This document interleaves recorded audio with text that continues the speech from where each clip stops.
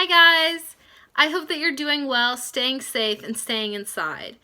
During this time, we're spending a lot more time inside, and that's a great time to really explore creative hobbies. I know for me, I have spent the little bit of extra free time that has come with this, and I've used it to draw and paint for myself in a way that I wouldn't normally, and to also read and write and just get into new creative hobbies. And I encourage that you do that too, because it's a really great outlet during a stressful time to have the opportunity to create.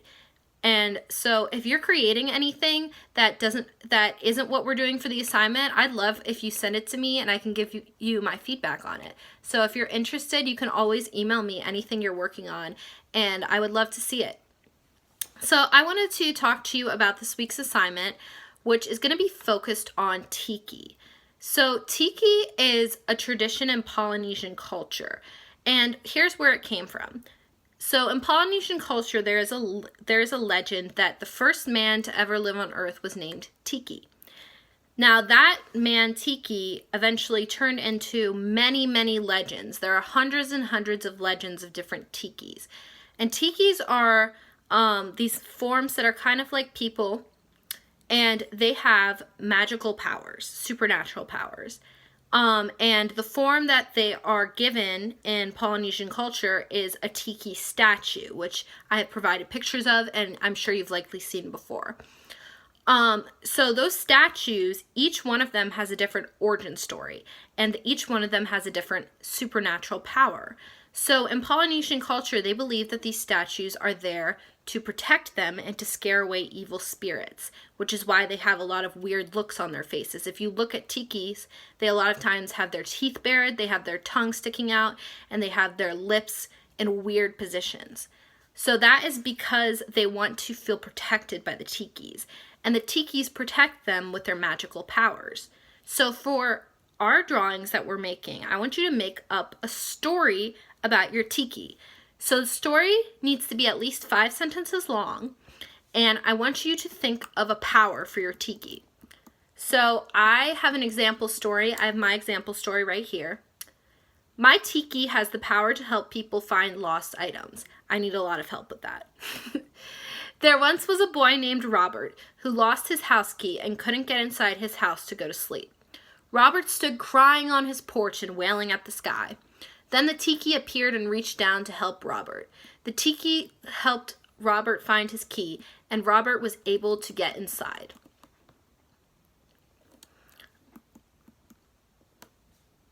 I have a couple other example stories here from students who did this project last semester. This one says, my Tiki has the power to turn people invisible. Whenever someone looks at his eyes, they turn invisible for the rest of their life.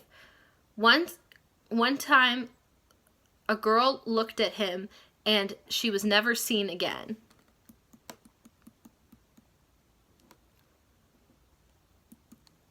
My Tiki has the power to read minds. Once there was a little girl who was feeling down, but no one noticed. So then the Tiki saw and cheered her up. That one's really sweet. So I wanted to talk to you a little bit more about drawing your Tiki. So the next step after you've written your story, I want you to take a picture of that because you're going to submit 2 pictures. The first picture will be of your story, and the second picture will be of your Tiki.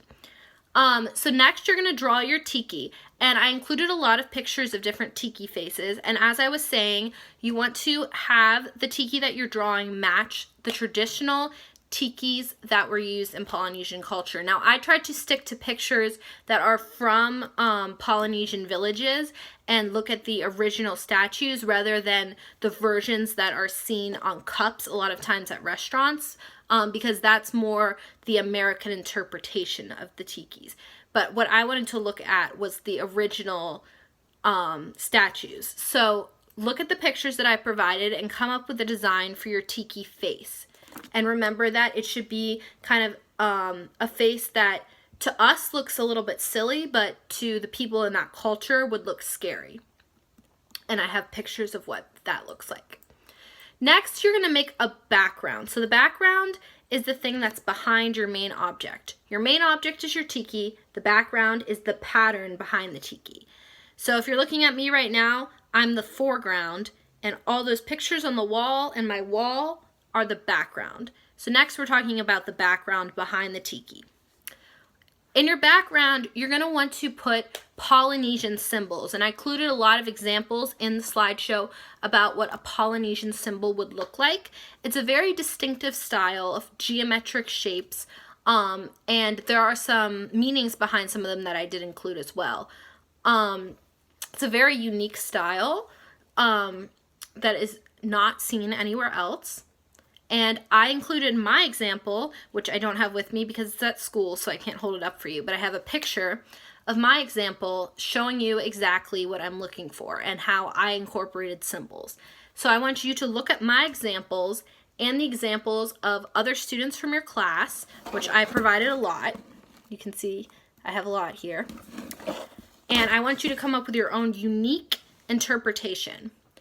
Now, some movies that have Polynesian culture in them would be Lilo and Stitch is a great movie that has beautiful Polynesian culture in it, as well as Moana. I included a photo of Moana where you can see some of the Polynesian symbols in her headpiece that she's wearing.